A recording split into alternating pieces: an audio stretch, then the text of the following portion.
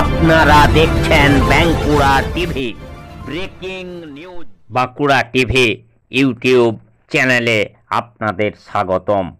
Bankura TV YouTube চ্যানেলের chief editor the tiger journalist দাদা উত্তম দে তুলে ধরছি সারা বাংলার আজকের গুরুত্বপূর্ণ খবরগুলি।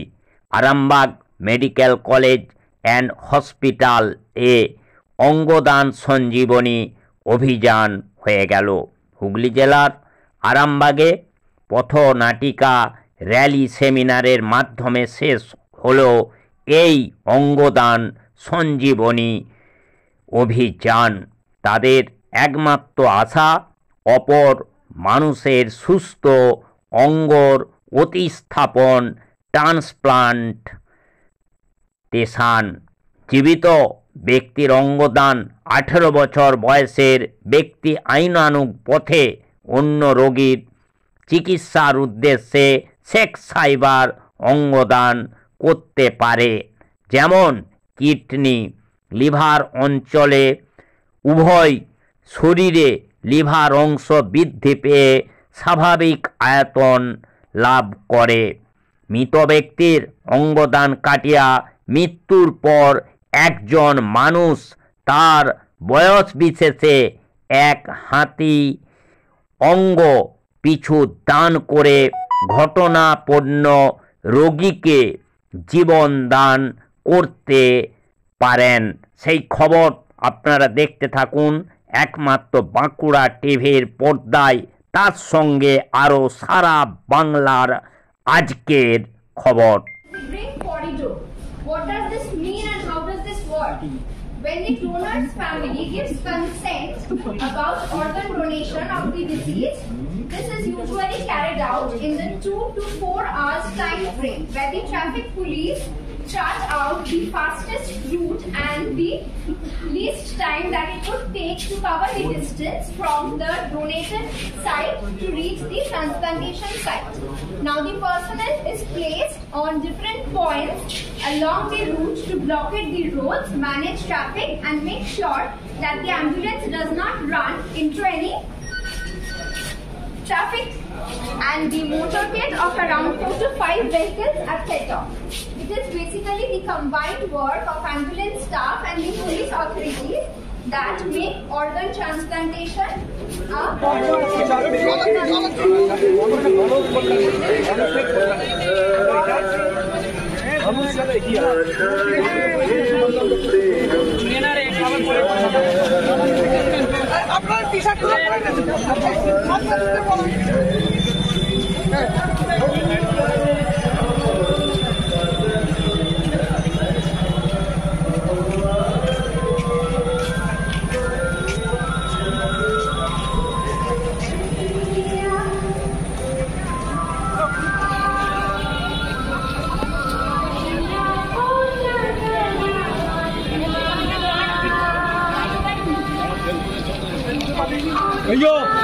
হ্যাঁ ঠিক আছে, চলুন আমি যাচ্ছি।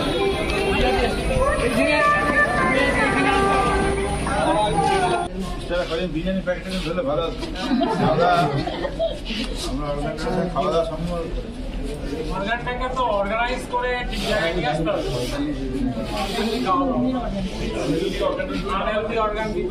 অর্গান ডোনেশন ডে অবজার্ভ হচ্ছে থ্রু আউট ওয়েস্ট বেঙ্গল, কিন্তু actually organ donation day through out India 3rd August হবে।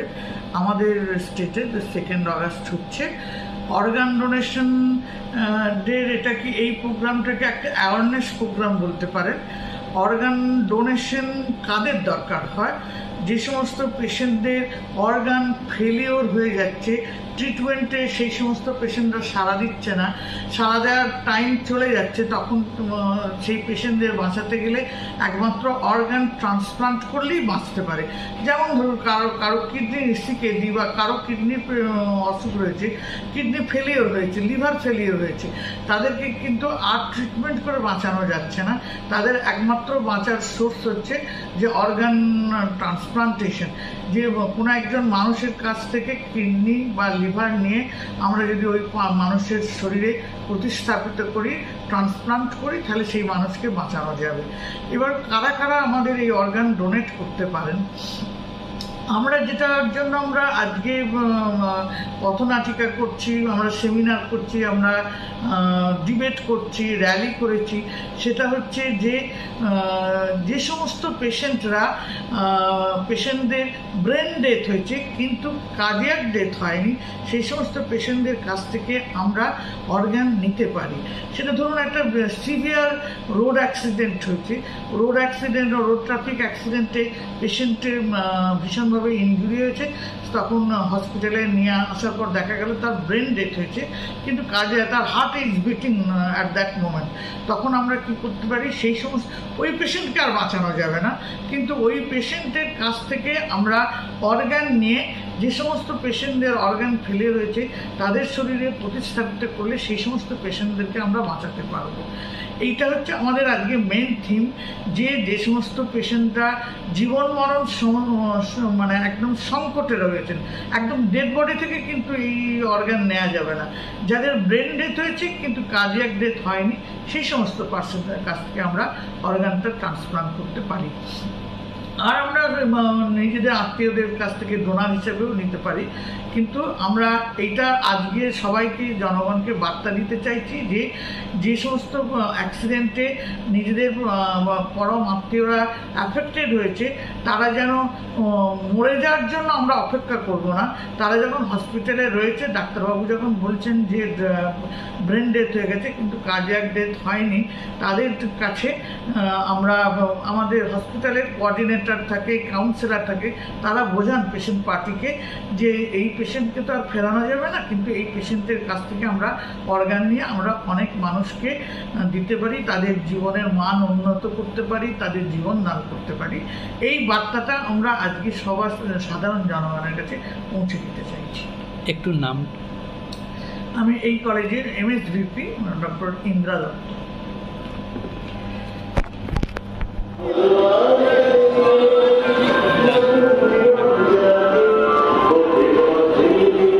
কি বলবেন আজকে অনুষ্ঠান ব্যাপারে? আজকে আমাদের অমূল্যচন্দ্র সেন গভর্নমেন্ট মেডিকেল কলেজে আমরা প্রত্যেক বছর এই একটা সচেতনতা র্যালি করি। এখানে একটা পথনাটিকা হবে, অঙ্গদান যে মহৎদান। আপনারা জানেন যে এখন বিজ্ঞান এত উন্নত হয়েছে, মানুষ ব্রেন ডেথ হওয়ার পরেও তার অনেকগুলো অঙ্গ সচল থাকে।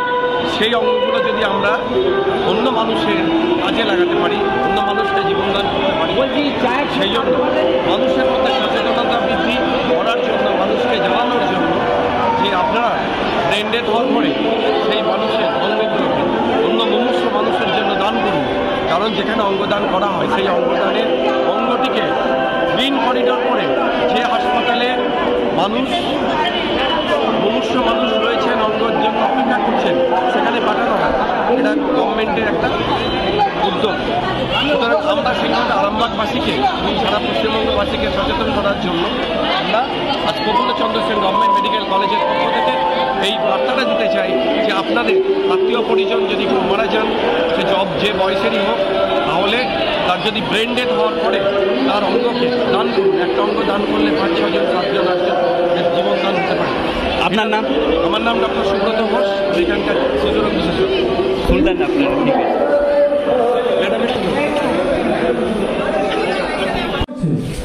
কিন্তু প্রাথমিকভাবে আমাদের দায়িত্বটা কি এখন? তো ডাক্তারের কাজ বা টেকনিক্যাল পার্সনের কাজ। আমাদের কাজ হচ্ছে যে এখন একটা পেজ ফর্ম করা, যে আমাদের মৃত্যুর পরে নিশ্চয়ই আমরা অর্গান কাটা জীবিত অবস্থায় নেব না, কিন্তু জীবিত অবস্থায় নেব।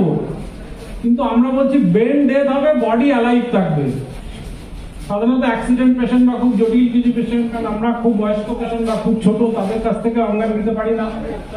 তো সেই ধরনের কিছু ম্যাডাম যেটা বললেন যে কত বয়স থেকে কত, ইয়াং পেশেন্ট হলে আমাদের সব থেকে ভালো।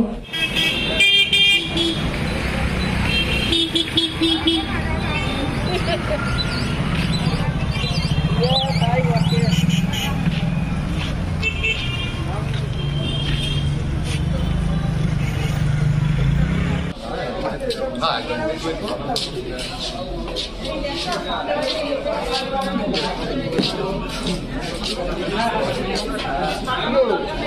আরেকটু অডিয়েন্স হোক না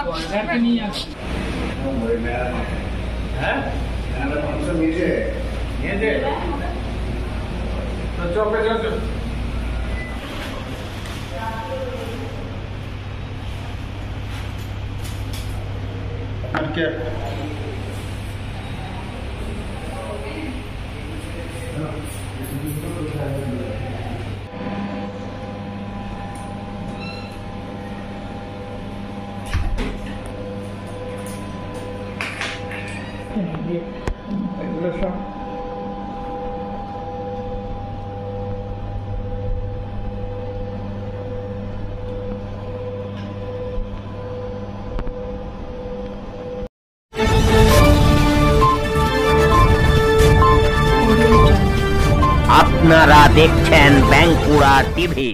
ব্রেকিং নিউজ। শ্রাবণ মাসের তৃতীয় শনিবারে কালীঘাট থেকে আগত তীর্থযাত্রীরা শেওড়াফুলির উপর দিয়ে তারা শেওড়াফুলি থেকে 22 মাইল হেঁটে তারকেশ্বরে যাবে। শেওড়াফুলিতে দেখা গেল বিভিন্ন জায়গায় সেই তীর্থযাত্রীদের জন্য সারা রাত ধরে আজ শনিবার সেবা করার জন্য প্রতিজ্ঞা করে অপেক্ষা করছেন। বিভিন্ন রকম খাবারের পথ নিয়ে বসে আছে সেই যুবকরা সারা রাত ধরে তীর্থযাত্রীদের সেবা করানোর জন্য।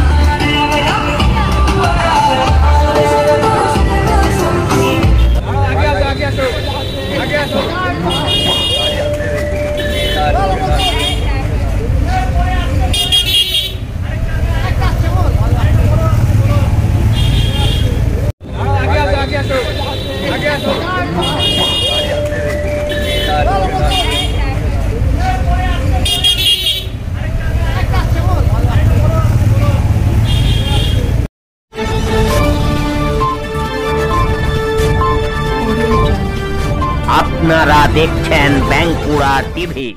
Breaking news. পূর্বস্থলীর কাঠশালী বাজার এলাকায় জলাশয়ের উপর বেআইনি নির্মাণ জানিয়ে কয়েক মাস আগে স্থানীয় এলাকারই বিশু দত্ত নামের এক ব্যক্তি কালনা মহকুমা শাসকের দপ্তরে জনস্বার্থ মামলা দায়ের করেন। সেখানে তিনি উল্লেখ করেন, বর্ষার সময় এই বিল্ডিং জলাশয়ের উপরে হলে নিকাশি ব্যবস্থার সমস্যা হবে, জলমগ্ন হয়ে পড়বে এলাকা। এরপরে বিল্ডিং নির্মাণের উপর স্টে অর্ডার দেয় মহকুমা শাসক। পরবর্তী সময়ে অবৈধ নির্মাণ ভাঙার জন্য প্রশাসনের তরফ থেকে রবিবার এলাকায় উপস্থিত হয় পূর্বস্থলী 2 নম্বর ব্লকের প্রশাসনিক কর্তারা এবং পূর্বস্থলী থানার পুলিশ। ঘটনায় ব্যাপক উত্তেজনা ছড়ায় এলাকায়। জানা গিয়েছে, স্থানীয় এলাকারই এক বাসিন্দা সাহের শেখ কয়েক মাস আগে স্থানীয় এক ব্যক্তির কাছ থেকে জায়গা কিনে এখানে বিল্ডিং তৈরি করছিলেন। এরপরই জলাশয়ের উপর বিল্ডিং তৈরি করায় নিকাশি ব্যবস্থার সমস্যা হবে এমনই অভিযোগ হয় মহকুমা শাসকের দপ্তরে। ঘটনার পরে বিল্ডিং ভেঙে ফেলার অর্ডার হয়। সেই মতন আজ বিল্ডিং ভাঙতে প্রশাসনের আধিকারিকরা এলে উত্তেজনা ছড়ায় এলাকায়। বিল্ডিং কর্তৃপক্ষের দাবি, পঞ্চায়েত পারমিশন দিয়েছেন, এখানের জন্য ট্যাক্স নিয়েছে, পঞ্চায়েত প্রধান সই করেছে পারমিশনের কাগজে, ক্ষতিপূরণ দিতে হবে পঞ্চায়েতকে। পাশাপাশি তাদের আরও প্রশ্ন, আমাদের বিল্ডিংয়ে শুধু ভাঙার নোটিশ দেয়া হয়েছে, পাশে বহু বিল্ডিং এই জলাশয়ের উপরে রয়েছে, তাদের কোনো নোটিশ দেয়া হয়নি। বিল্ডিং ভাঙা হলে সকলেরই ভাঙা হোক। যদিও এদিন তারা প্রশাসনকে অনুরোধ করেন তারা নিজেরাই বিল্ডিং ভেঙে নেবে, তার জন্য কিছুদিন সময় চেয়ে নেন তারা। আগামীকাল তারও বিষয়টি নিয়ে হাইকোর্টে দ্বারস্থ হচ্ছেন বলে তার আইনজীবী জানিয়েছেন।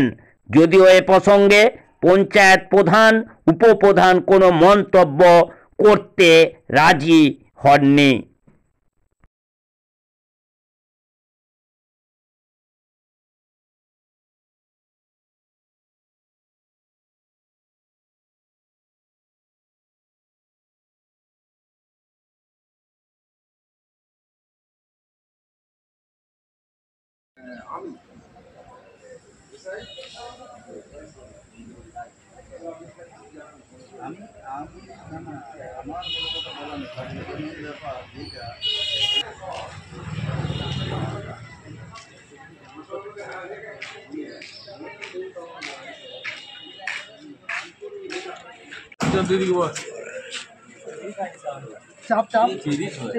চেপে যা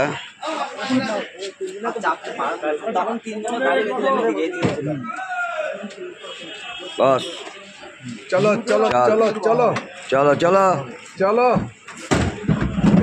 এই বিড়ি খাবি লে চল চল চল চল চল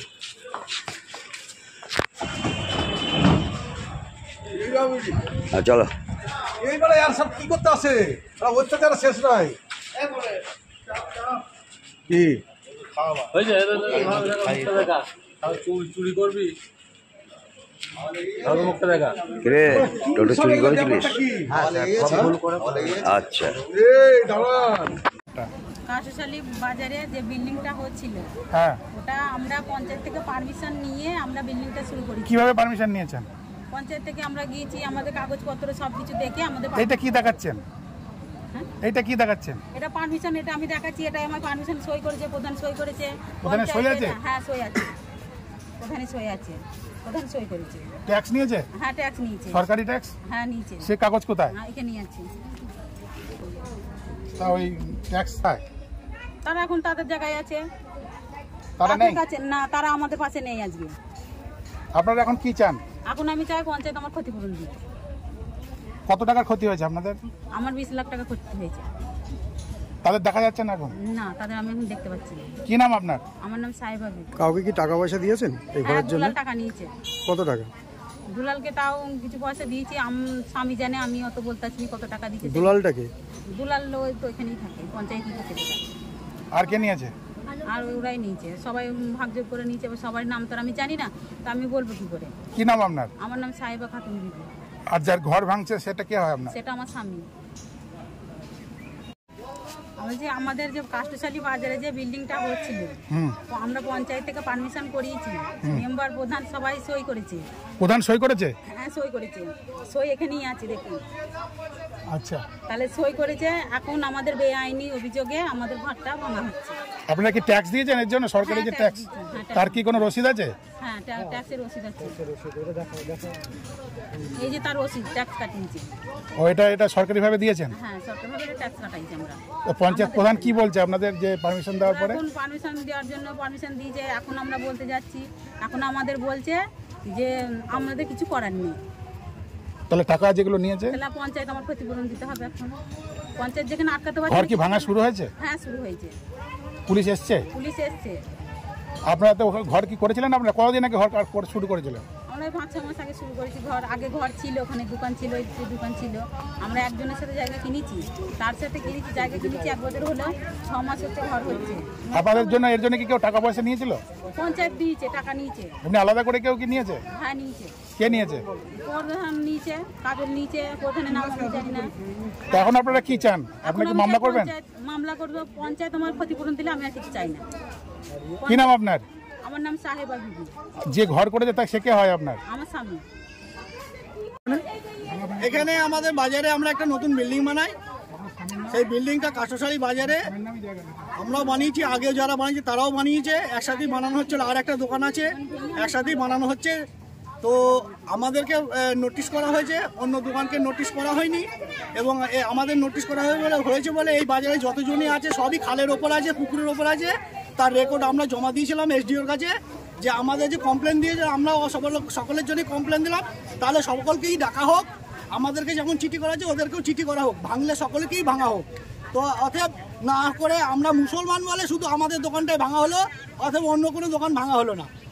এটাই আমার কথা। আমরা কি তাহলে কি আমরা কি জাতিগতভাবে আমরা সরকারের কাছে আমরা কি দু চোখে বিষ হয়ে গেলাম? আজকে কি ভাঙতে এসছে দোকান? আর এখন ভাঙতে এসছে, আমাদের দোকান ভেঙে দেওয়া হচ্ছে, ভাঙা চলছে। তো আমরা অনেক চেষ্টা করছি, ম্যাডামের সঙ্গে আমরা 15 দিন টাইম চাইলাম নিজেরা ভেঙে নেবো বলে। এখন দেখা যাক ম্যাডামরা কত দূর আমাদের কি করে, এখনো সম্পূর্ণ কথাবার্তা ঠিক হয়নি। যদি সকলের বিল্ডিং ভেঙে দেয় আমাদেরটা ভেঙে দিক, আমাদের জন্য কোনো দুঃখ নেই। আচ্ছা, আর বলছি যে বিল্ডিং করেছে আপনার কে হয়? আমার ভাই বাইরে থাকে, যার জন্য আমার হচ্ছে মাসির ছেলে। আচ্ছা, আপনার নাম? আমার নাম দিলদার শেখ।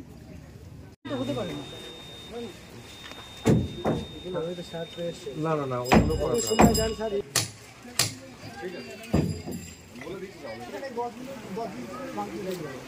একজন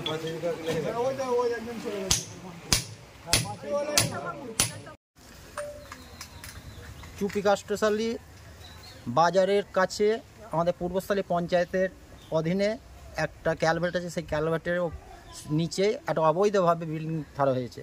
সেই অবৈধভাবে বিল্ডিং খাড়া করার অভিযোগটা জনসাধারণের জন্য আমি এসডিওকে কমপ্লেন করি, এবং কমপ্লেন করার পর 1.5 মাস পরে সেটা স্টে অর্ডার বার হয়, ভাঙার অর্ডার। এবং আজকের দিনে সেটা নিষ্কাশন করতে এসেছে।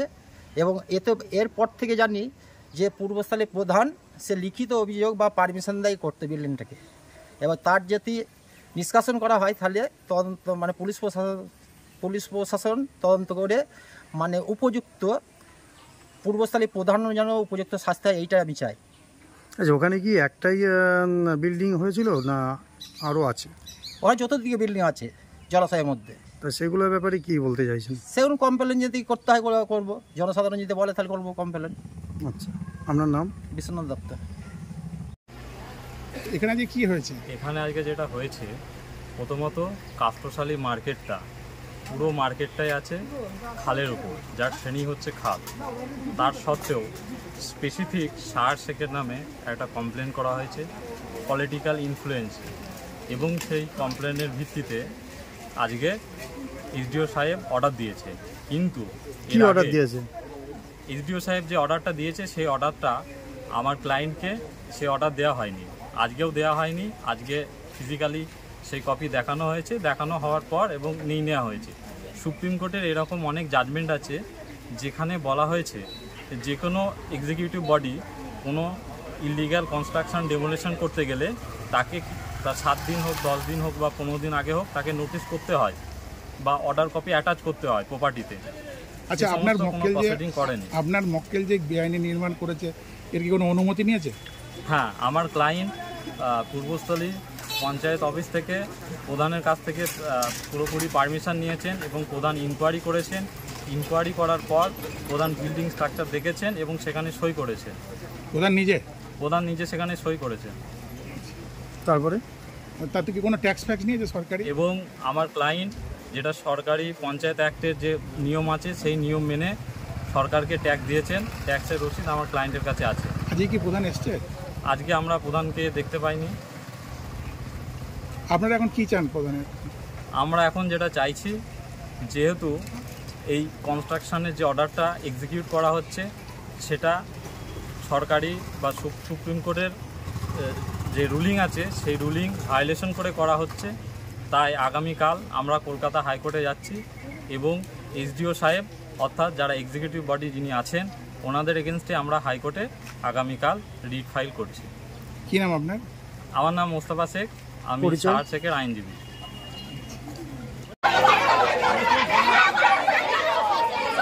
অর্ডার দেখানো হয়েছে আপনাকে, অর্ডার পরে শুনে দেওয়া হয়েছে। অর্ডার দেখানো যায় না, ঠিক আছে, মেমো নাম্বার আজকে যখন ভাঙতে এসেছে আপনাকে অর্ডার আগে দেওয়া হয়েছে, রেস্টোরেশন অর্ডার আগে দেওয়া হয়েছে আপনাকে। আচ্ছা, বাস তাহলে কথাবার্তা বলার প্রয়োজন নেই। ম্যাডাম আছে, প্রতিনিধি আছে, পঞ্চায়েত প্রধানের সই করা এখানে। সেখানে পঞ্চায়েত 2000 টাকা রসিদ দিয়েছে। এটা তো সরকারি না বেসরকারি, আপনারা বলুন।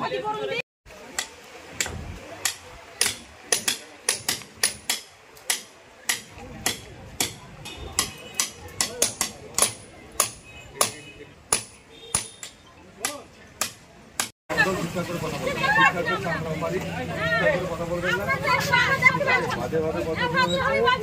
ঠিক আছে, চলো চলো প্রশাসনিক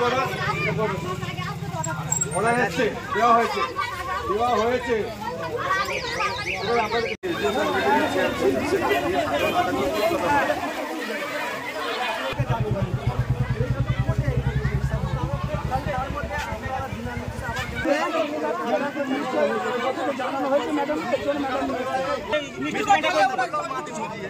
বুঝি করলো মিষ্টি দোকানটা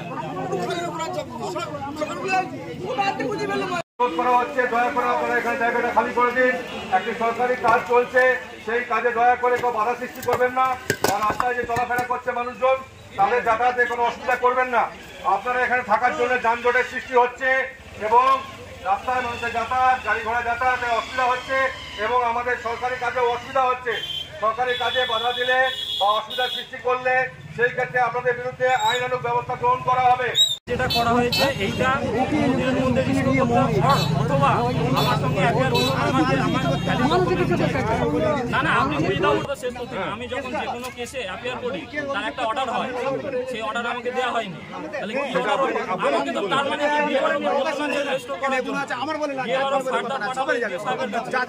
এসডিও সাহেবের কাছে সৃষ্টি করবেন না এবং জায়গাটিকে গাড়ি চলাচল বা মানুষ চলাচলের জন্য যাতায়াতের জন্য পরিষ্কার করে রাখুন, যাতে কোনো মানুষের কোনো অসুবিধা না হয়।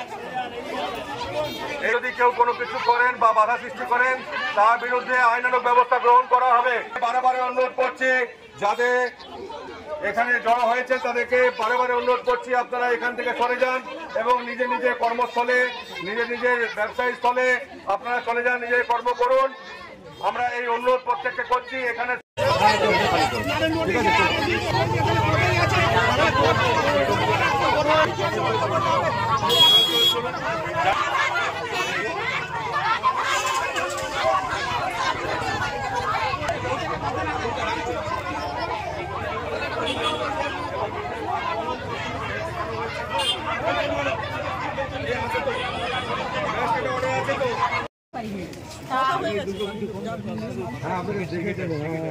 তাহলে আমাকে কিছু সময় দেওয়া হোক, ভেঙে নি আমার সময় আছে, আমরা ভেঙে নি, আমাকে সময় দিলে আমি এই করতে কি করে ভাঙবো? তাহলে চালিয়ে দিন, চালিয়ে দিতে হবে বলছে, সেই অনুযায়ী চলবেন না। ওটা রেস্টোর করা ছিল না, আমি বলি ভাঙার নোটিশ আমার ছিল না, ওটা হিয়ারিং এর নোটিশ ছিল। হিয়ারিং ডিরেকশন দেয় আমাদের পূর্বস্থলী টু পাটুলি ম্যাডাম, ওনাদের ডিরেকশনে পঞ্চায়েত ওনাদের অ্যাডভাইসে পঞ্চায়েত এবং উনি আজকে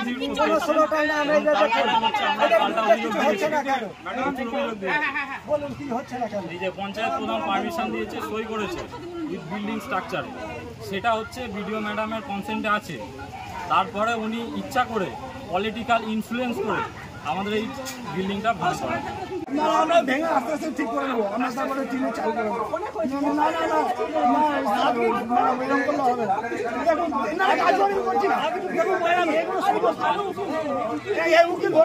আমাদের কিন্তু সময় দিই না, বেকার জানি না, একদম আমরা বেশি সময় দেন।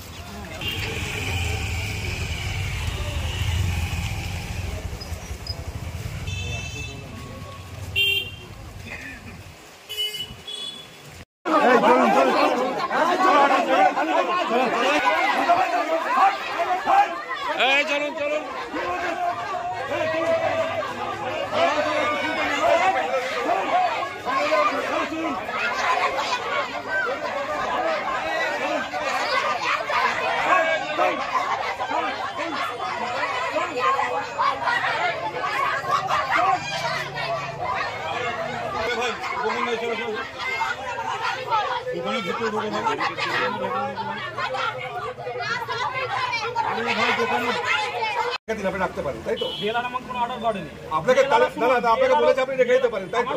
হ্যাঁ বলেছেন রেখে দিতে পারেন। বিএলআর ম্যাডাম কোনো অর্ডার করেনি বলে, বিএলআর ম্যাডাম নিজে ডিসিশন নিতে পারেনি বলে সেইটা এসডিও সাহেবের কাছে পাঠিয়েছেন বিএলআর ম্যাডাম। উনি কি বলেছেন? এসডিও সাহেব বলেছেন অর্ডার কি বিএলআর দেবেন? ডেমোলিশন অর্ডার বিএলআর দেবেন। ডেমোলিশন অর্ডার এসডিএম স্যার দিক, কিন্তু ডেমোলিশন অর্ডার দেওয়ার আগে আমাকে তো নোটিশ করবে, আমার ক্লায়েন্টকে তো নোটিশ করবেন, অথবা প্রপার্টিতে অ্যাটাচ করবেন। আপনি এই প্রপার্টিটা দেখান যে এই জায়গাতে আমার নোটিশটা অ্যাটাচ আছে বা আমাকে নোটিশটা প্রোভাইড করা হয়েছে। আজকে আপনি ভাঙতে এসেছেন, আজকে নোটিশ দেওয়া যায়? সুপ্রিম কোর্টের হাজার জাজমেন্ট আছে, যে কোনো জায়গায় ডেমোলিশন করার আগে 3 দিন বা 10 দিন বা 15 দিন আগে নোটিশ দেওয়া হয়। আমাকে কোনো নোটিশ করতে হয় না। বিএলআর এসডিও স্যার নিজেও বলেছিলেন। প্রধানের বিরুদ্ধে আপনারা কি করলেন? প্রধানের বিরুদ্ধে আপনি কি করলেন ম্যাডাম? কি করলেন প্রধানের বিরুদ্ধে? আজকে 15-16 লাখ টাকা আমরা যে খরচা করলাম, এটা কে ভরপাইটা কে করবে? আজকে এই পারমিশনটা তো সরকার থেকে কেন দিয়েছি? আমরা লিগাল ইনলিগাল তো আমরা বুঝতাম না যে জায়গা কনভার্সন করাতে হয়। এবার যেটা পঞ্চায়েত প্রধান যদি বলতো যে আপনার কনভার্সন করাতে হবে, তারপর আপনাকে দেওয়া হবে পারমিশন, তাহলে আমরা এই বিল্ডিংটা করতাম না। তাহলে আজকে আমাদের এতগুলো টাকা খরচ হয়ে গেল, আর আজকে বিডিও ম্যাডাম এসে বলছে যে আমাদেরকে ভাঙা হবে। এসডিও সাহেব আসেনি, উনি প্রতিনিধি পাঠিয়েছে, দিয়ে বলছে ভাঙা হবে। আমরা তো ওনাকে দেখেছিল, আমরা দুবার গিয়েছি, ওনার সঙ্গে আরো 2-3 বার গিয়েছি। উনি বললেন যে পঞ্চায়েত ক্ষতিপূরণ দেবে, পঞ্চায়েত করতে বলেছে। এটা দেখুন ডকুমেন্টস আপনারা দেখুন, এখানে প্রধানের সই আছে। এই যে দেখুন 2000 টাকা নিয়েছে। আমরা কাঁধে কাঁধে, আমরা তো সাধারণ মানুষ। ক্লায়েন্টকে দেওয়া হয় না। আগে আপনি ক্লায়েন্টের সঙ্গে কথা বলে আমাদের দেওয়া হয়েছে। আই রিকোয়েস্ট ইউ, আপনি এখানে ভিজিট করবেন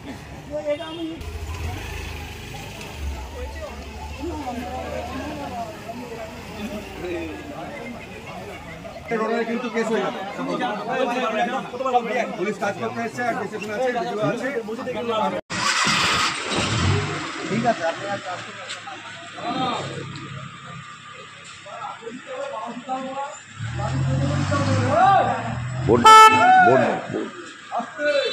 বোর্ডটা কই? বোর্ড মা পুলিশের বোর্ডটা কই?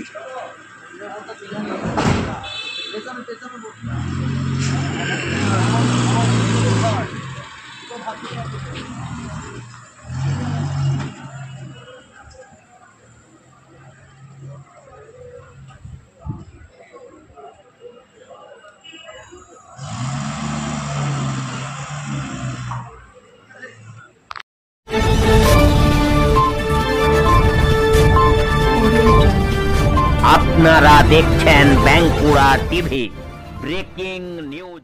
অবশেষে লঞ্চ হলো ধূমকেতু ট্রেলার, এবং এই ধূমকেতু ট্রেলার লঞ্চের আগে যারা এই ধূমকেতু ট্রেলারের যারা ভক্ত রয়েছেন তাদের সেলিব্রেশন দেখতে থাকুন।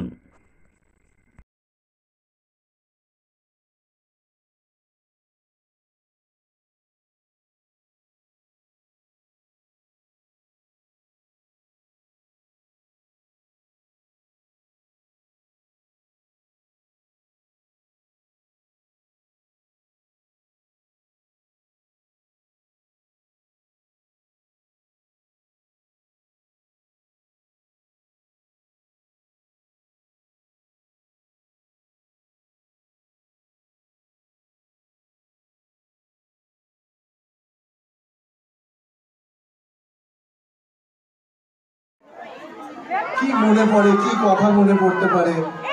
আর তোমার কাছে সেম কোশ্চেন হবে না, কি উত্তর হতে পারে কি জানো?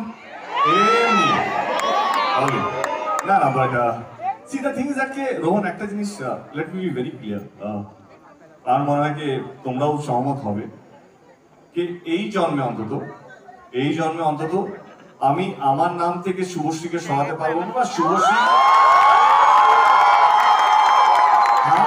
half truth is more dangerous. Let me complete.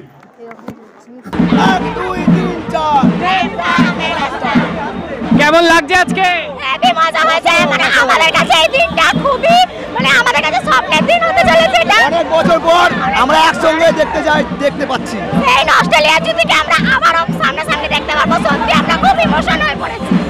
12 বছর পর? হ্যাঁ, 12 বছর পর। আজকে তো শুধু ট্রেলার লঞ্চ, মিটিয়ে দেবো দেবদা আছে বলে কথা।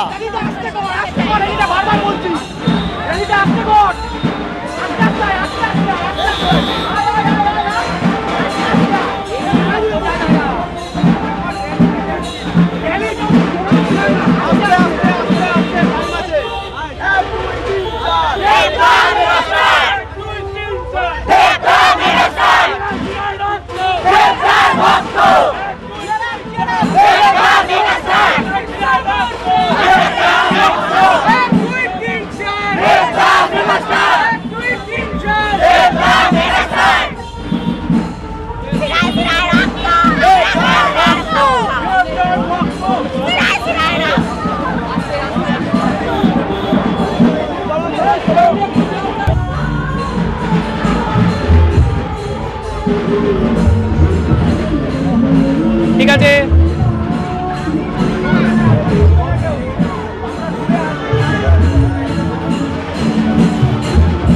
ব্যানারটা একটু সোজা করো, ব্যানারটা একটু সোজা করো।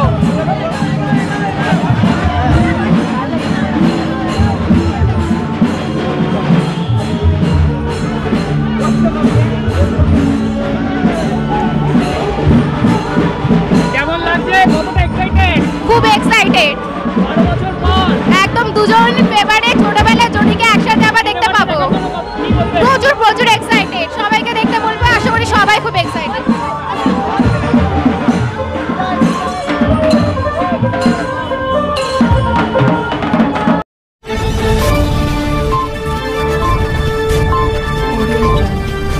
আপনারা দেখছেন বাঁকুড়া টিভি ব্রেকিং নিউজ।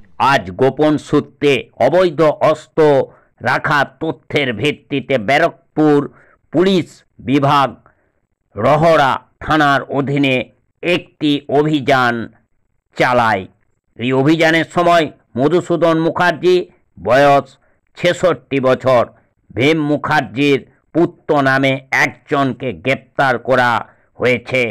তার কাছ থেকে বিভিন্ন ধরনের প্রচুর পরিমাণে আগ্নেয়াস্ত্র সহ কয়েক লক্ষ টাকা, সোনা ও রূপো উদ্ধার করা হয়েছে। রহড়া থানায় অস্ত্র আইনে মামলা রুজু করা হয়েছে। অভিযুক্তকে মামলা দায়েরের জন্য আদালতে হাজির করা হবে এবং তদন্ত চালিয়ে যাওয়া হচ্ছে পুলিশের পক্ষ থেকে। আর কেউ এই ঘটনার সঙ্গে জড়িত আছে কিনা। ভালো ছবিটা হয়েছে। ওই যে মালগুলো এত মেয়েরও বড় মেশিন না, ওই যে বড় মেশিন কত বড় ডান্ডা।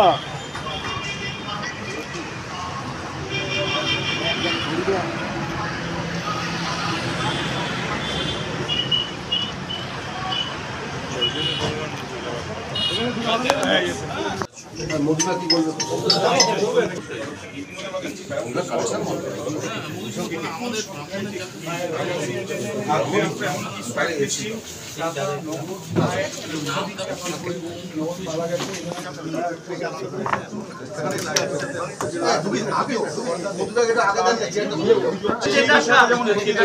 তার সঙ্গে সঙ্গে আমরা দেখছি এখানে সোনার গয়না রয়েছে,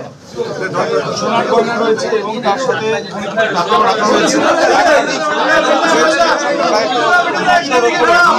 এবং আগে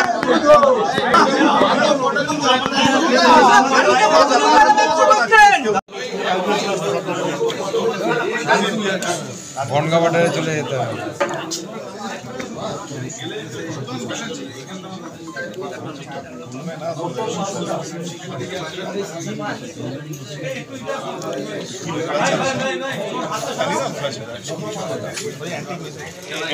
স্যার একটু ম্যাগাজিনগুলো একটু নিয়ে নি।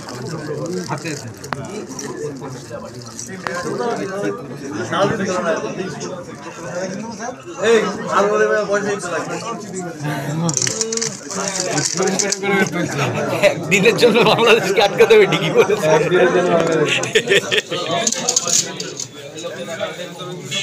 ওরা বাসে এই যে ব্যাগটা ব্যাগটা হবে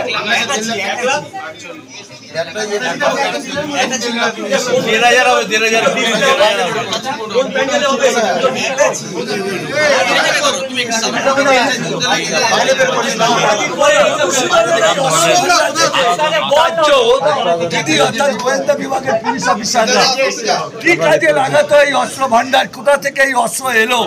যদিও পুলিশ প্রাথমিক তদন্তে জানতে পেরেছে বিহারের সাথে এই অস্ত্র ভান্ডারের যোগ রয়েছে, কিন্তু মধুসূদন কাকে বিক্রি করতো, কি পরিকল্পনা ছিল? আদৌ কি ভোট পারপাসের জন্য মধুসূদন এগুলো এনেছিল? ভাবাচ্ছে তদন্তকারী অফিসারকে। এখানে রয়েছে যে মেশিন, অর্থাৎ যে মেশিন দিয়ে অনলাইন ট্রানজাকশন হতো, সেই মেশিন রয়েছে 1,48,000 টাকা নগদ পেয়েছে মধুসূদনের কাছ থেকে, পেয়েছে পুরনো মুদ্রা, অর্থাৎ পুরনো মুদ্রা এবং কিছু মেশিনের অস্ত্র ভান্ডার কোনো জনগণের জন্য যেরকম প্রস্তুতি নেওয়া হয় সেরকম একটি অস্ত্র ভান্ডার উদ্ধার হয়েছে খর্দা থেকে। সেই অস্ত্র দেহরাদুন তৎপরতায় উদ্ধার হয়েছে। আমরা সরাসরি দেখাচ্ছি নিউজের মাধ্যমে।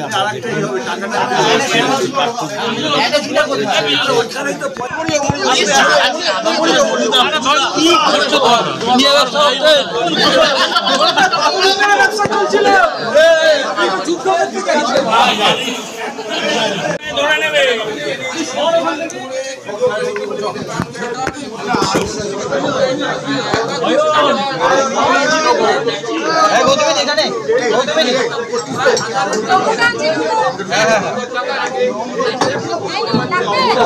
না তোমার কাছে তুমি যা করো, তুমি যা করো করো।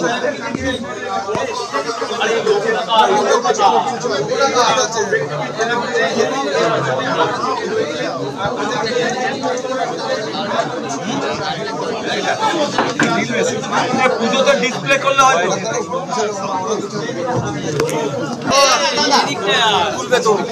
তুলবেন না, হয়ে যেতে। और वहाँ पे रिकवरी बोलते हैं तो जब वहाँ पे रेड करी गई तो हमें वहाँ पे 5 लॉन्ग आर्म्स वेपन्स मिले हैं। उसमें से एक पंप एक्शन गन है, एक बोल्ट एक्शन राइफल है, 2 DBBL राइफल्स हैं, एक SBBL राइफल है। इसके अलावा वहाँ पे 9 स्मॉल आर्म्स मिली गई हैं। उसमें से एक 9mm पिस्टल है, 2 7mm पिस्टल है, 3 रिवॉल्वर्स हैं, 3 सिंगल शॉटर्स हैं। इसके अलावा वहाँ पे 6 खाली मैगजीन पाई गई, उनमें से 7 9mm की है। इसके अलावा वहाँ से 905 एमुनेशन मिले हैं। पैसा बरामद किया गया है, 248 ग्राम्स गोल्ड पाया गया है और करीबन 10.7 kg एंटीक कॉइन्स पाए गए हैं। इसके अलावा वहाँ पे 2 यंत्र मिले हैं जो थोड़े सस्पिशियस हैं, इसलिए उनको सीज किया गया है। एक सिंगल बैरल मिला है और 2 आयरन पाइप्स मिली गई है। मैम जो 21 को अरेस्ट किया गया उसका नाम थोड़ा बोल दीजिए, क्या नाम है? मधुसूदन मुखर्जी। उसके खिलाफ कौन सा एक्ट में मामला? आर्म्स एक्ट के अंतर्गत एक केस किया गया है 219/25। मैम क्या लगता है ये जो आर्म्स रिकवरी हुआ है या कि बिहार से कुछ कैसा कुछ? ये अभी हमारी जो इन्वेस्टिगेशन है उसका पार्ट है। बिहार से कहाँ से लेके आते थे, बिहार से लेके आते थे या किसी और जगह से लेके आते थे, वो हमें इन्वेस्टिगेशन में देखेंगे।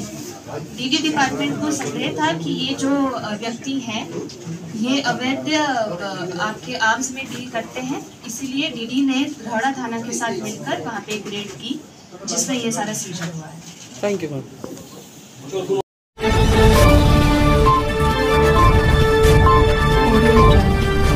আপনারা দেখছেন বাঁকুড়া টিভি। Breaking news. প্রেমিককে সঙ্গে নিয়ে স্বামীকে খুন করেছিল স্ত্রী। 2 মাস পর স্থানীয় একটি পেয়ারা বাগান থেকে মৃত স্বামীর কঙ্কাল উদ্ধার করল পুলিশ। চাঞ্চল্যকর ঘটনাটি ঘটেছে দক্ষিণ 24 পরগনার উস্তি থানার শিবপুরে। ঘটনা সিনেমাকেও হার মানবে বলে মত ওয়াকিবহল মহলের এক অংশের। সেই খবর দেখতে থাকুন বাঁকুড়া টিভির পর্দায়।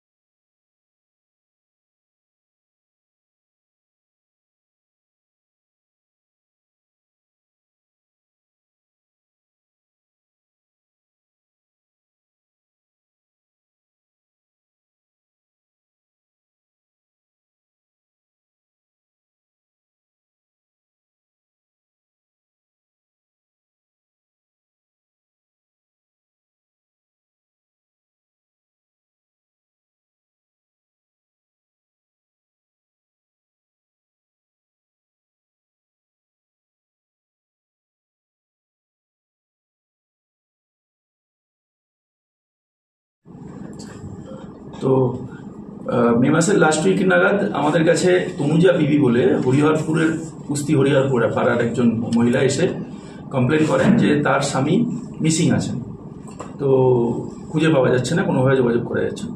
এটার যেটা যেমন যে ধারায় কেস হওয়ার কথা সেইভাবে পুলিশ তদন্ত করছিল। ইন বিটুইন আমরা ওখানেতে সব রকমভাবে ওটাকে এক্সপ্লোর করতে করতে কিন্তু সন্ধান পাওয়া যাচ্ছিল না। তো যেটা ইন্টারেস্টিং ফ্যাসেট যে যখন এই জায়গায় চলে যায় পরিস্থিতি যে যাদের কাছ থেকে আমরা আশা করি যে তদন্তের সহযোগিতা করবে, এক্ষেত্রে তারাই দেখা গেল যে অ্যাকচুয়ালি ঘটনাটা ঘটিয়েছে। তো এটাতে আমরা কিছু আমাদের টেকনিক্যাল সার্ভেলেন্স ম্যানুয়াল ইন্টেলিজেন্স থেকে যেটা পেলাম সেই বেসিসে আমরা তার যে মানে এখনো পর্যন্ত যিনি সোকল্ড মিসিং সেই পার্সনের সেই ব্যক্তির যে ছেলে তার সঙ্গে আমরা কথা বলি এবং সেটাতে আরও ধারণাটা আমাদের কাছেও অন্যান্য এর সঙ্গে মিলে যায়, এভিডেন্সের সঙ্গে। তাতে এটা বোঝা যায় যে এই অভিযোগকারিনী মানে তনুজা বিবি তার একটি অবৈধ সম্পর্ক আছে, যে আমাদের ব্যক্তি মিসিং আছে তার যে একজন কর্মচারী তার সঙ্গে, তার নাম হচ্ছে হবিবুল্লাহ। তো মানে মহসিন খান হচ্ছেন আমাদের এই ব্যক্তি যাকে নিয়ে এই বিষয়। তো সেই তারপরে আমরা সঙ্গে সঙ্গে দুজনকে আলাদা আলাদা করে এবং পরবর্তীকালে বসিয়ে যখন সামনাসামনি আমরা জিজ্ঞাসাবাদ করি, এরা ব্রেক করে যায় এবং শিবপুর প্রাথমিক বিদ্যালয়ের উল্টো দিকে একটা জঙ্গলে আমরা পুরো প্রসিজিওর ফলো করে ভিডিওগ্রাফির মাধ্যমে আমরা ডেড বডিটা রিকভার করতে সক্ষম হই। মানে মহসিন হালদার তাকে মার্ডার করে এখন পর্যন্ত যেটা আমরা পেয়েছি ওখানে তার দেহটাকে লুকিয়ে ফেলা হয়েছিল, মৃতদেহটাকে। সেটা দ্যাট ওয়াজ কমিটেড বাই ওরই যে কর্মচারী সেই হবিবুল্লাহ খান। এবং তাতে ডেফিনেটলি এখন পর্যন্ত যেটুকু পেয়েছি তাতে এই যে স্ত্রী তনুজা বিবি মৃত ব্যক্তি, she was also very much involved in planning and all. তো ন্যাচারালি আমরা আজকে 12 দিনের মাননীয় কোর্ট আমাদের কাছে 12 দিনের পিসি মঞ্জুর করেছে। এখন আমরা এটাকে হবিবুল্লাহ খানকে নিয়ে আমরা পুরো ক্রাইমটা রিকনস্ট্রাক্ট করব। আমাদের এফএসএল টিম তাদের পার্টে যেগুলো করণীয় আছে সেগুলো করবে এবং আমরা যেটা দিয়ে অফেন্স ঘটানো হয়েছে সেটার সিজার ইত্যাদি যা আমাদের প্রসিডিউরাল পার্ট আছে আমরা আপ্রাণ চেষ্টা করবো যাতে এটাতে একটা কাস্টডি ট্রায়াল হয় এবং খুব দ্রুত আমরা কনভিকশন আনতে পারি। সম্পর্কে একদমই তাই। এখন পর্যন্ত যেটা পাওয়া গেল সেটাই খুব শকিং, যে কারণ আমরা তদন্তে এটাও দেখতে পেয়েছি, তারপরেই আমাদের আরও সন্দেহ দৃঢ় হয় এবং আমরা মৃতের যে সন্তান তার কাছ থেকেও আমরা জিজ্ঞাসাবাদে এই লাইনে আমরা এগোতে মানে পারি আর কি। কারণ এটা খুব সেন্সিটিভ বিষয়, যে কারণ ভদ্রলোক গায়েব হওয়ার পরে বা যখন মিসিং ডায়েরি হয়েছে মানে অ্যাকচুয়ালি যখন তাকে মার্ডার করা হয়েছে তার কিছুদিন পরেই এই ভদ্রমহিলা এই লোকটির সঙ্গে মানে যে এখন পর্যন্ত যাকে আমরা অবশ্যই যিনি অভিযুক্ত আততায়ী তার সঙ্গে ডায়মন্ড হারবারের হোটেলেও এরা এসছেন ইত্যাদি বিভিন্ন জায়গায় তাদের এই ধরনের গতিবিধি দেখতে পাওয়ার পরে এবং ফোনের মধ্যে এই ধরনের যোগাযোগের পরে সেটা স্বাভাবিকভাবে সবার কাছেই একটা সামাজিক দিক থেকে দেখলে এটা খুব অবাক হওয়ার মতো বিষয়। তো আমাদের তরফে এই জন্যই এটাই বলা আছে যে নাগরিকদের কাছেও যে তখন এই সময়তে আমাদের পুলিশের তরফেও আমরা খুব ভেবেছিলাম যে যেটা আমি ওই জন্যই বলার সময় বলছিলাম যে এই ধরনের বিষয়ে এখন সবটাই সম্ভব। মানে অবক্ষয় এমন জায়গায় গেছে যে যাদের কাছ থেকে আমরা আশা করি যে পরিবারের মানুষজন প্রোটেক্ট করবে বা কোনো বিপদ নেমে এলে পরিবারের মানুষজন গাইড করবে, যারা ইনভেস্টিগেটিং এজেন্সি মানে আমাদেরকে বা অন্য যারা আছে ল এনফোর্সিং এজেন্সি বা investigating agency, to deliver justice, to protect, to recover. তো এখানে দেখা যাচ্ছে যে অনেক সময় এই ধরনের ঘটনা ঘটছে যে তারা ঘটনা ঘটাচ্ছে, প্ল্যান করছে এবং তনুজা বিবি মিসলিড করছে। একদমই তাই। আচ্ছা, বডিটা কি মাটিতে চাপা ছিল না জঙ্গলের মধ্যে পড়েছিল? একটা ঝোপের মধ্যে ফেলা ছিল, ডাম্প করা ছিল আর কি, যে জায়গাটাতে খুব একটা মানুষের মুভমেন্ট নেই সেখান থেকে অনেকটাই কিভাবে মারা ডিস্টর্টেড হয়েছে। যেগুলো প্রসিজিওর আছে ডিএনএর বা ইত্যাদি যেগুলো আমাদের যেগুলো প্রসিজিওরাল অ্যাসপেক্ট আছে সেটা আমরা অবশ্যই মেনটেন করবো যাতে বডি শনাক্তকরণ প্রপারলি নিয়ম মেনে হয় ইত্যাদি। সেগুলো তার সন্তানেরা করেছে। এবার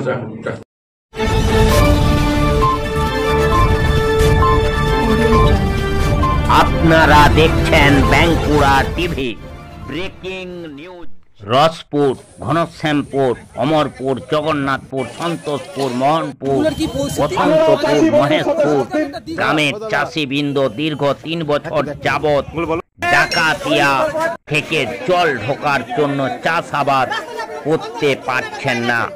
কারণ সিলমোহন বা নলেজ সিটির রাস্তা জোর জবরদস্তি করে কিছু অসাধু নেতা এই বাঁধ দিয়েছে এবং এই অসাধু নেতারা তৃণমূলের নেতা। তার জন্য অমলপুর মোড়ে সকাল 11টা থেকে 3টে পর্যন্ত রাস্তা অবরোধ ও বিক্ষোভ সভা চলে। উপস্থিত ছিলেন জঙ্গিপাড়া ব্লকের বিডিও সাহেব, উপস্থিত ছিলেন জঙ্গিপাড়া থানার পুলিশ আধিকারিকরা, ইরিগেশন দপ্তরের এক্সিকিউটিভ ইঞ্জিনিয়ার, রাধানগর গ্রাম পঞ্চায়েতের প্রধান ও সদস্যরা।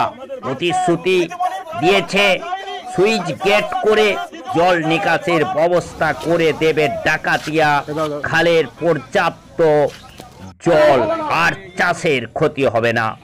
রাস্তা অবরোধকে কেন্দ্র করে উভয় পক্ষের আলোচনার মাধ্যমে আগামী দিনে সমস্যার সমাধানের জন্য উভয় পক্ষ যোগাযোগের মাধ্যমে কিভাবে সম্পূর্ণ সমাধান করা যায় তার প্রতিশ্রুতি দেওয়া হয়।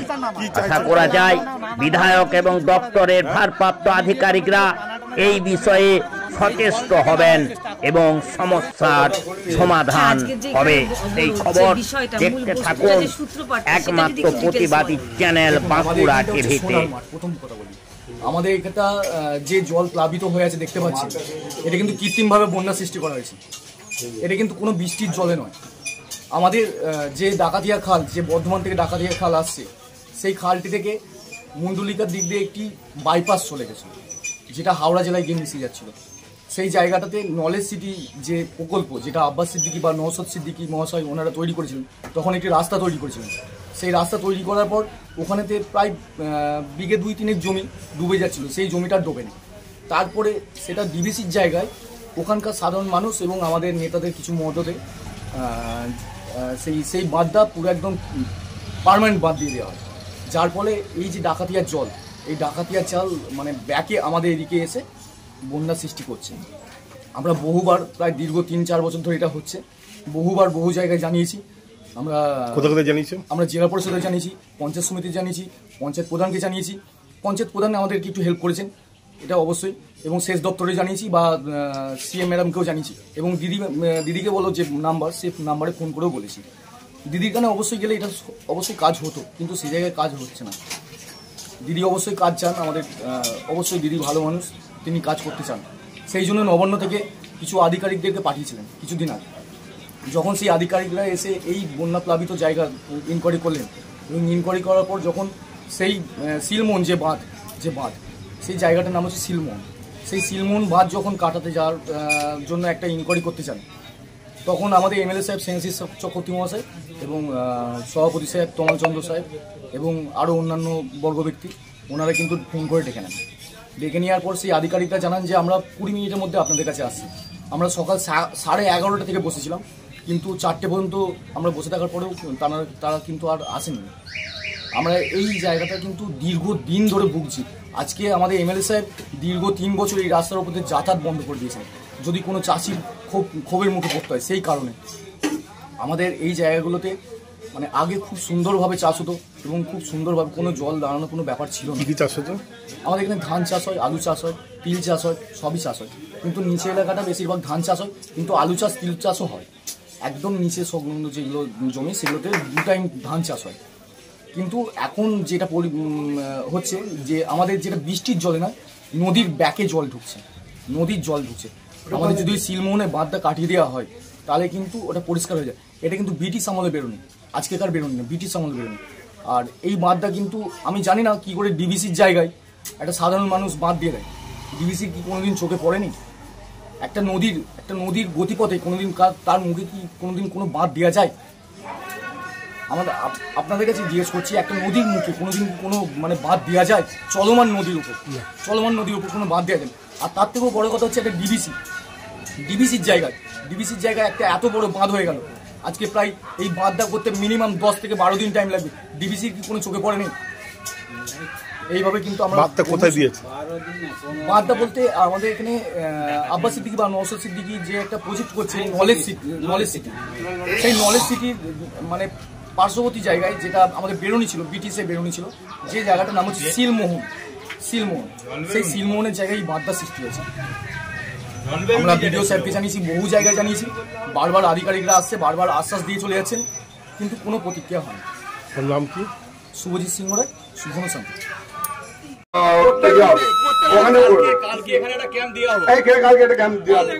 আমি এডি সাহেবের সঙ্গে কথা বলছি। হ্যাঁ, এটা ভালো হবে।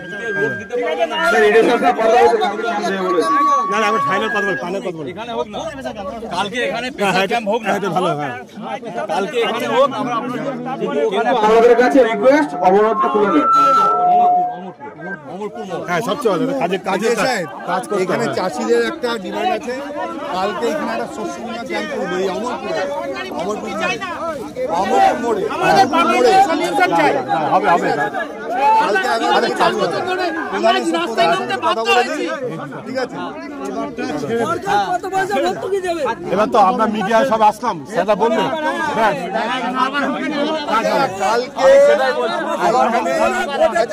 কালকে প্রধান সাহেব আবার হবে, এইখানে ক্যাম্প হবে।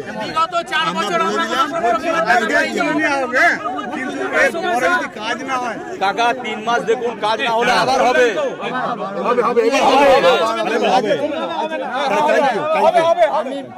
কাজ হবে। 10 টাকার কেস নয়, বহু টাকার ব্যাপার।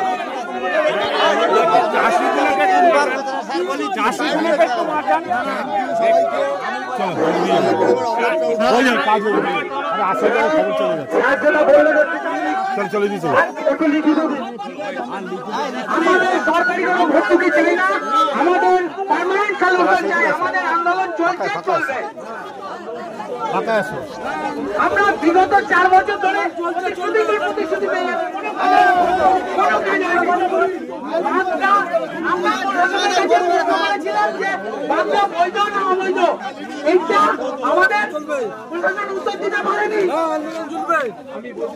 আন্দোলন চলবে। আমরা প্রশাসনের কাছে একটাই প্রশ্ন করেছিলাম যে বাংলা বৈধ না অবৈধ, প্রশাসন কোনো উত্তর দিতে পারেনি।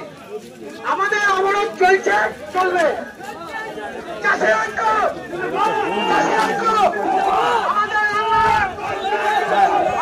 এবারে কিন্তু অনেক জোরালো হয়েছে, মিডিয়া এসছে, এসপি সব এসছে না, বলো। হ্যাঁ, মাথাটাকে বলে দিচ্ছি। বলছি আমাদের যে অফিস আছে, এখানে একটা প্রতিশ্রুতি দিলেন, তো ওনারা এখানে লিখে দিয়ে যেত, দোষটা কি আছে? যে প্রতিশ্রুতিটা এখানে দিলেন উনি সবার সামনে, সমস্ত চাষির সামনে লিখিত না দিয়ে যান, কি আছে? আমরা তো চাইছি না কি আছে আমাদের শস্য বীমা, আমাদের শস্য বীমা লাগবে না, আমাদের শস্য বীমা লাগবে না। এই মাঠকে ফ্ল্যাট করে, মাঠকে ডুবিয়ে শস্য বীমা আমাদের লাগবে না।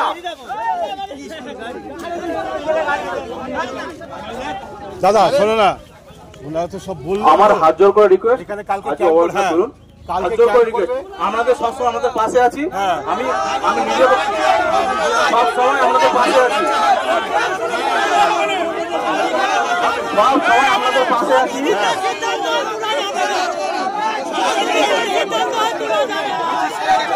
আমি বলছি কি হয় দেখুন, রেকর্ডিং আছে, পুরো রেকর্ডিং করা আছে। আমি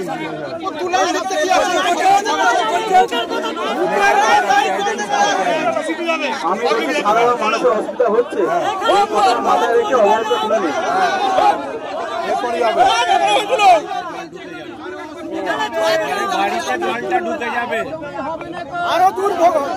এবারে বাড়িতে জলটা ঢুকতে বাকি আছে, বাড়ির দোরগোড়ায় চলে গেছে, বাড়িতে ঢুকবে এবারে, ঢুকে গেছে। ঠিক আছে, 3-4খানা মারছে, জলে ভাসছে, ক্ষতিপূরণ এইটা কে দেবে? যে মাছটা করা হয়েছে বৈধ না অবৈধ হয়েছে, এতগুলো প্রশাসনের লোক এসেছিল, একজন জবাব দিতে পেরেছে?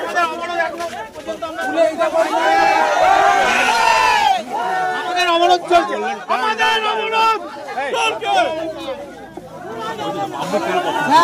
আমরা রাস্তায় নামতে বাধ্য হয়েছি।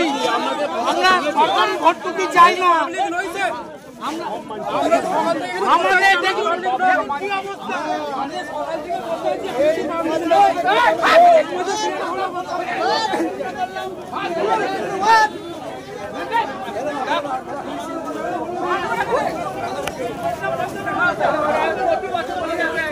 এই চলো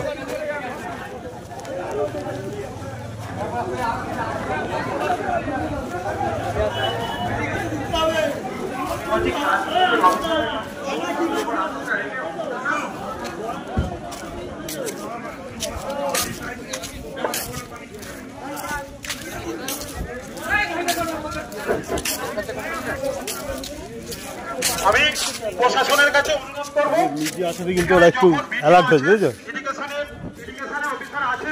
এখানে আছেন যখন 2 লাইন লিখে যেতে চাষি বন্ধুর কাছে কোনো অসুবিধা নেই।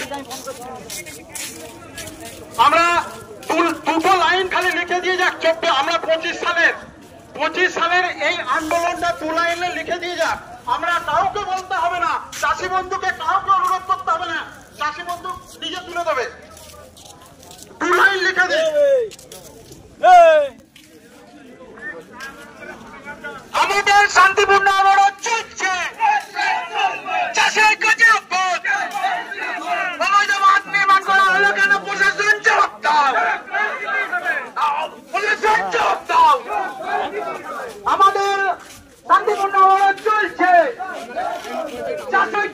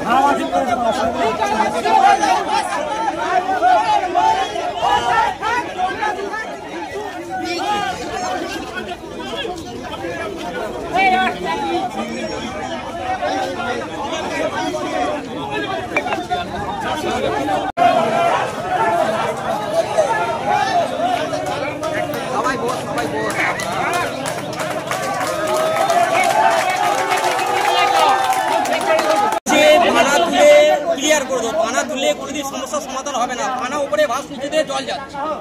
পানাটা প্রবলেম কি চাইছো করতে কি? প্রবলেম হচ্ছে বাইপাস যে খালটা বেঁধে দিয়েছে, ডিভিসির খালটা বেঁধে সেই বাঁধটা কাটাতে হবে। সেই বাঁধটা কাটলে এত গ্রামবাসী রাধানগর পঞ্চায়েতে সম মানুষ শান্তিপ্রিয়ভাবে বাস করতে পারে। আর জলমগ্ন 18-20টা। কি নাম তোর? নাম কি? আমার নাম স্বপন। হ্যাঁ, স্বপন ধারা।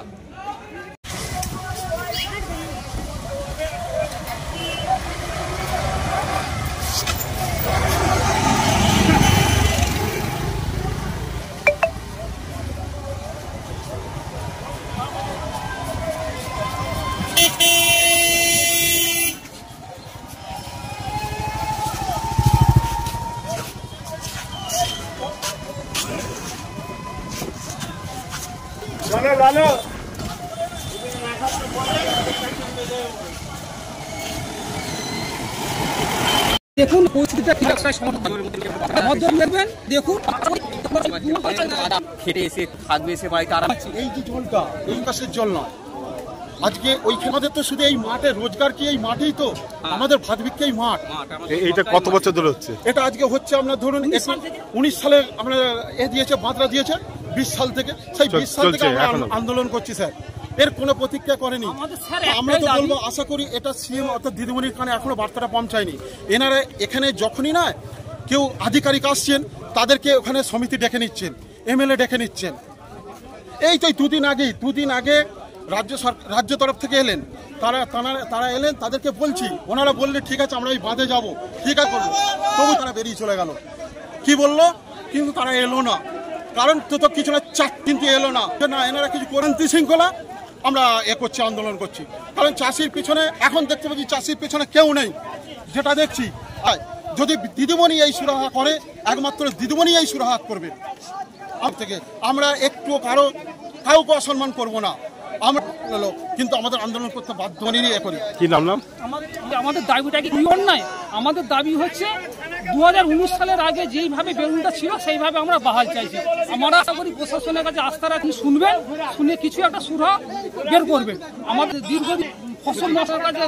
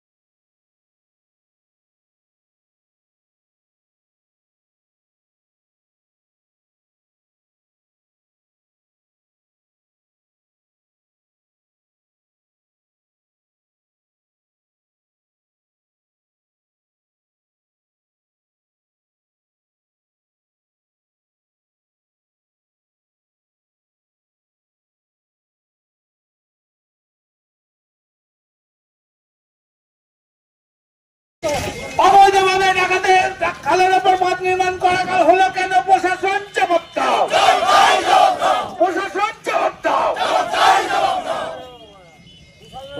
চাষি ঐক্য জিন্দাবাদ, চাষি ঐক্য জিন্দাবাদ।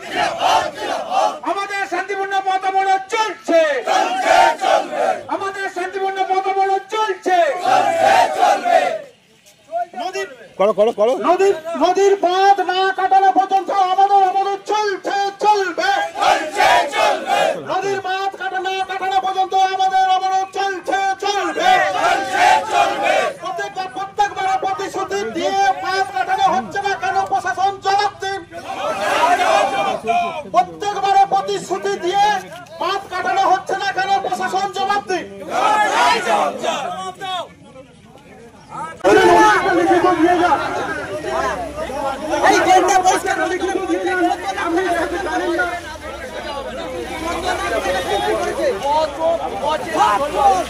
ইনকাম দিয়ে যেন আমরা চুপে চুপে খাই, সব চোর।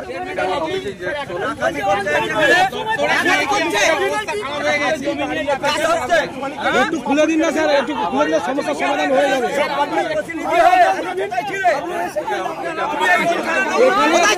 এখানে বাদ কাটানো হচ্ছে না কেন? প্রশাসন জবাব দাও। চাষি ঐক্য জিন্দাবাদ, চাষি ঐক্য জিন্দাবাদ। আমাদের শান্তিপূর্ণ পথ অবরোধ চলছে, বাদ না কাটা পর্যন্ত আমাদের অবরোধ চলবে। চাষি ঐক্য জিন্দাবাদ, চাষি ঐক্য জিন্দাবাদ।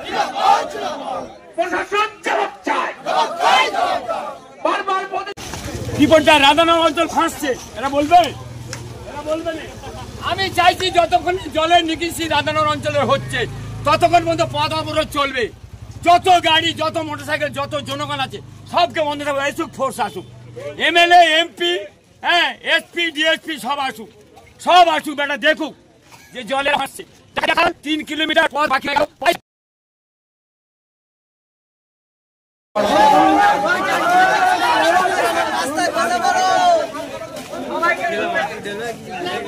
রাস্তায় আপনারা সবাই রাস্তায় বসে যান, আপনারা সবাই রাস্তায় বসে যান। প্রশাসনকে আমরা চাষির তরফ থেকে অনুরোধ করছি, স্যার আপনারা এইটা ভঙ্গ করবেন না। আমরা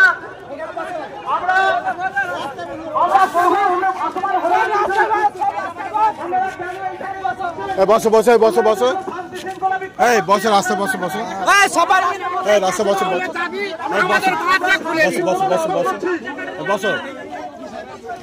কি আপনারা তখন আসেননি, আজকে মেলার মতন এসেছে। আপনাদের সাথে আমরা চাইছি নিশ্চয়ই আমাদের লোকাল ছেলে, ও কি জানে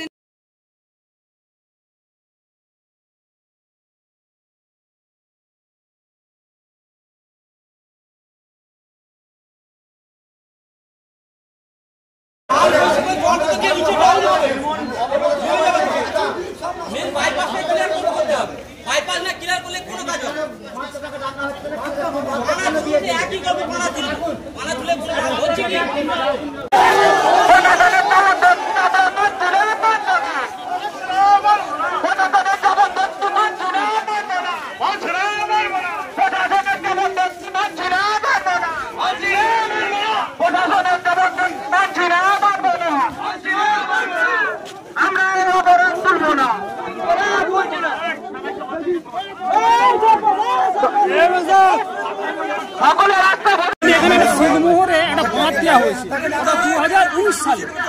ব্রিটিশ আমলের একটা নিকাশি ছিল। আমাদের দাবি ওই নিকাশিটাকে খুলে দেওয়া হোক, আমাদের অন্য কোনো দাবি নেই। আমাদের দাবি হচ্ছে যেটা বেরুনটা খোলা ছিল খোলা থাক, আর এই বেরুনটা বন্ধ করে দেওয়ার কারণে আমাদের এই জায়গাগুলো জলমগ্ন হয়ে যাচ্ছে। আমরা বিগত 5 বছর ধরে প্রধান দিনে ভুগছি, আর প্রধানের জলের বন্দি করে তুলতে পারে না। নদীয় ভাবে যে ভাগ সৃষ্টি করা হয়েছে তার জন্য বন্ধ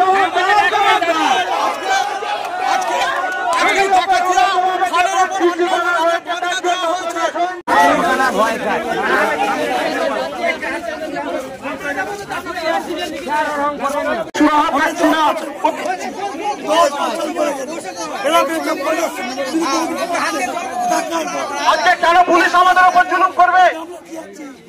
পুলিশ যদি সেরকমই জুলুম করে তারা পাল্লা কাটিয়ে দিয়ে আসুক।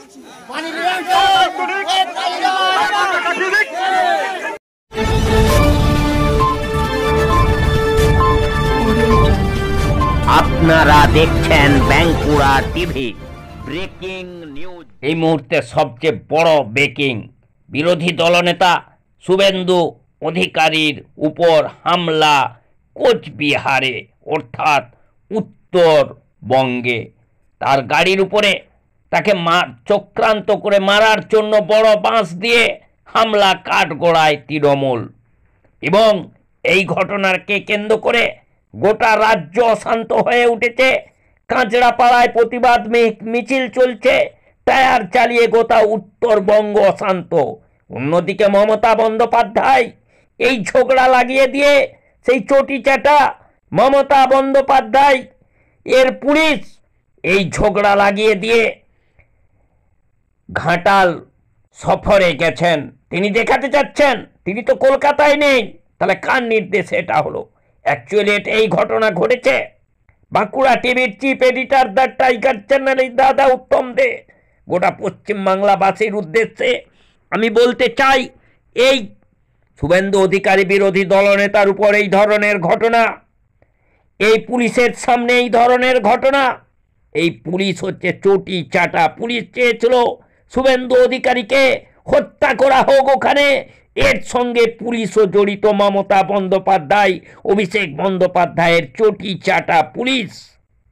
তার কারণ শুভেন্দু অধিকারী গোটা রাজ্যটাকে পুলিশের বিরুদ্ধে, মমতা বন্দ্যোপাধ্যায়ের বিরুদ্ধে আন্দোলন করে যাচ্ছেন। তৃণমূলের দুর্নীতি ধরে ফেলছেন, তৃণমূলের গরু খাওয়া থেকে শিক্ষা খাওয়া, বালি খাওয়া থেকে কয়লা খাওয়া, একেবারে রাস্তা খাওয়া থেকে একেবারে আপনার রেশন খাওয়া, সমস্ত কিছু তুলে ধরছে। সেই খবর দেখতে থাকুন। এই মুহূর্তে এই শুভেন্দু অধিকারীর গাড়ির উপরে হামলার প্রতিবাদে গোটা রাজ্য কিন্তু অশান্ত হয়ে পড়েছে। আর মমতা বন্দ্যোপাধ্যায় ঘাটালে গিয়ে বড় বড় কথা বলছেন। সেই কম্পার্টমেন্টাল মমতা বন্দ্যোপাধ্যায়, যিনি শুভেন্দু অধিকারীর কাছে পরাজিত হয়েছিলেন। সবচেয়ে বড় ব্রেকিং নিউজ দেখুন, শুভেন্দু অধিকারীর গাড়ির উপরে হামলা এই কোচবিহারে অর্থাৎ উত্তরবঙ্গে, আর তারই প্রতিবাদে গোটা পশ্চিমবাংলা অশান্ত। অশান্ত তো হবেই, তার কারণ হলো একজন বিরোধী দলনেতা। সেই বিরোধী দলনেতার উপরে হামলা পুলিশের সামনে, চটিচাটা পুলিশের সামনে। ভারতবর্ষের কোনো রাজ্যে এটা আছে নাকি? কোনো রাজ্যে নেই। দেখুন, এই একমাত্র পশ্চিম বাংলাতেই আছে বিরোধী দলনেতার উপরে পুলিশের উপস্থিতিতে এই ধরনের হামলা, এমনকি পানে মেরে ফেলার হামলা, প্রাণঘাতী হামলা। তৃণমূল চেয়েছিল এই শুভেন্দু অধিকারীকে পানে মেরে ফেলতে।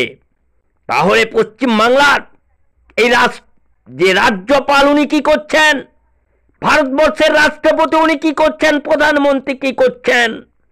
এখনো কি এর পরেও কি যে রাজ্যে বিরোধী দলনেতার উপর প্রাণঘাতী আক্রমণ হয়, তাহলে সেখানে সাধারণ মানুষের নিরাপত্তা কোথায়? এখনো কি পশ্চিমবাংলায় 355 বা 356 করার মতো প্রমাণ নেই? এটা কি যথেষ্ট প্রমাণ নয়? একটার পর একটা ঘটনা ঘটে যাচ্ছে। আরজি করের ঘটনা, কসবার ঘটনা, এই শুভেন্দু অধিকারীর উপরে বারে বারে আক্রমণ, সুকান্ত মজুমদারের উপরে বারে বারে আক্রমণ, চুরি, ডাকাতি, ছিনতাই, চাকরি চুরি। এরপরেও কি এই কেন্দ্র নিশ্চুপ হয়ে বসে থাকবে? আর এই রাজ্যপাল ঢোড়া সাপের মতো বসে থাকবে পশ্চিমবাংলায় 355 বা 356 জন্য সুপারিশ করবে না? আমি বাঁকুড়া টিভির chief editor, the tiger journalist হিসাবে এই পশ্চিমবাংলার রাজ্যপাল, ভারতবর্ষের রাষ্ট্রপতি এবং ভারতবর্ষের যিনি স্বরাষ্ট্রমন্ত্রী আছেন সেই অমিত শাহ, যে প্রধানমন্ত্রী আছেন নরেন্দ্র মোদীর কাছে আবেদন জানাচ্ছি পশ্চিমবাংলার বাসিন্দা হিসাবে, যে আমাদের জনগণের নিরাপত্তা নেই, যেখানে বিরোধী দলনেতার নিরাপত্তা নেই, যেখানে পুলিশ, পশ্চিমবাংলার মমতা বন্দ্যোপাধ্যায় চটিচাটা পুলিশ, যে পুলিশ টেবিলের তুলায় লুকিয়ে যায় তৃণমূল নেতা, তৃণমূল গুন্ডাদের ভয়ে, সেই রাজ্যে এখনো কেন 355 হবে না? এখনো কেন 356 হবে না? কেন পশ্চিমবাংলার এই ডাকাত পুলিশের হাত থেকে ক্ষমতা কেড়ে নেওয়া হবে না? কেন পশ্চিমবাংলার এই অপদার্থ পুলিশকে ঠুঁটো জগন্নাথ করে রাখা হবে না?